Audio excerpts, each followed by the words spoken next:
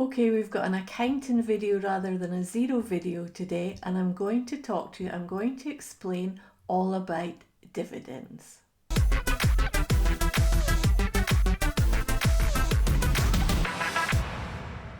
So when I say all about dividends, I'm talking about dividends for a small business, for an owner-managed business.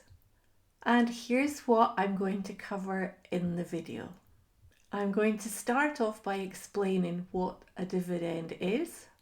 I'm then going to talk about tax on dividends, which takes me nicely into looking at tax efficiency when you're declaring dividends.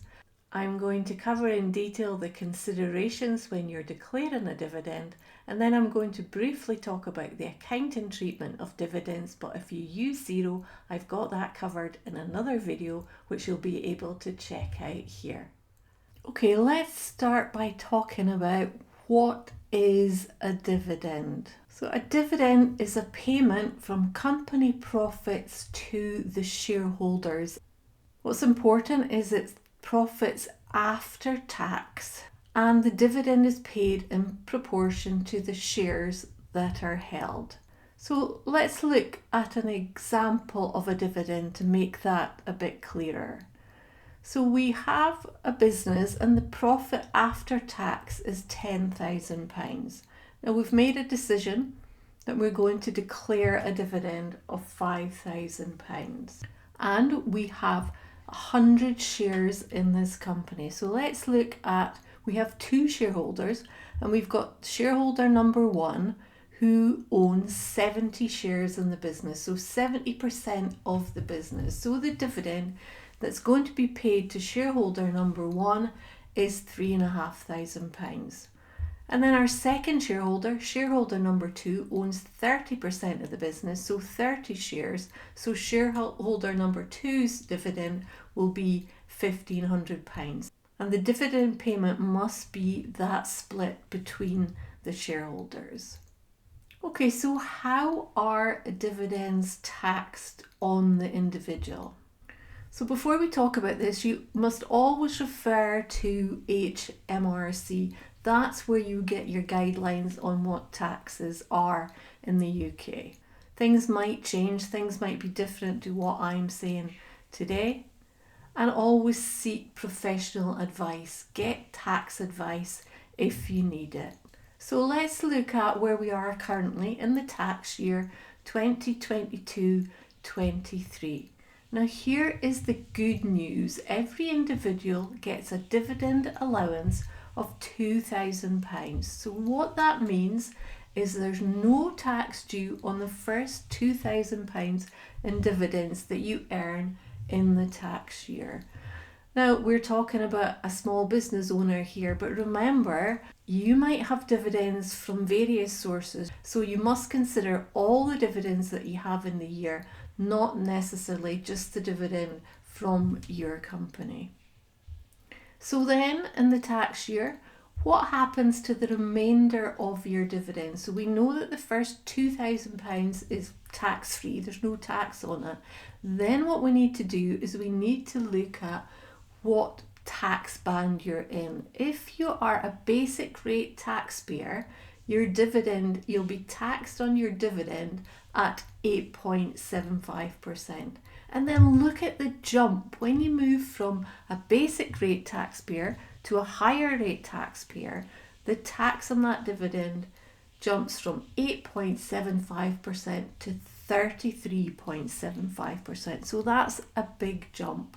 And then if you're an additional rate taxpayer, the tax on your dividend, again over the 2,000 allowance, will be 39.35%.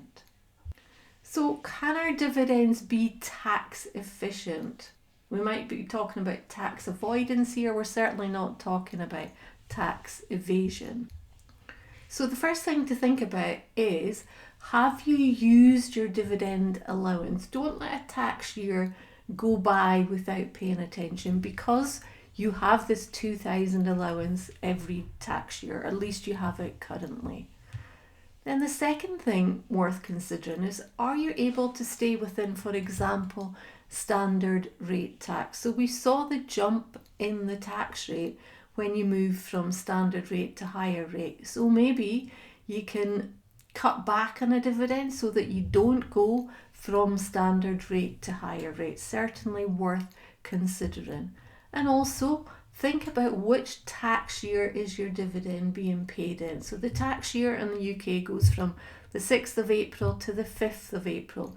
So if you're paying a dividend in the month of April, it will make a difference if it's paid before the 5th or if it's paid after the 5th.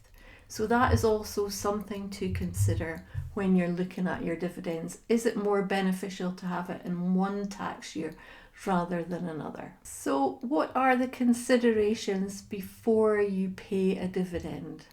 Well, first of all, you must have available profits. So this is cumulative profit, so right up to the date that you're making the payment, and it must be after your corporation tax. So even if you haven't paid your corporation tax, you would need to estimate what that tax is going to be so that you know what the profits available are. And it's actually illegal to pay a dividend if you do not have available profits. So that must be checked. You also need to consider available cash. Now, this is not quite so important because you could declare a dividend but actually pay it at a later date. So you might want to credit a director's loan, for example, and then make the payment later when cash is available. But it is still something you need to consider. You also want to look at the tax efficiency and the timing of your dividend that we've already spoken about. And you need to consider the completion of paperwork. You must have a shareholders meeting before you declare a dividend, and dividend vouchers must be prepared. Okay, and finally, let's take a quick look at accounting for dividends. So your dividend would be proposed, and then at a later date your dividend would be paid. So when the dividend is proposed, you be debiting dividends and you be crediting a liability code the dividends that are payable. Then when the payment is made, you would debit the dividends payable, so that liability would then be cleared, and you would credit cash or credit bank. Or in your small business, it might be a case that the dividend is proposed and is paid at the same time.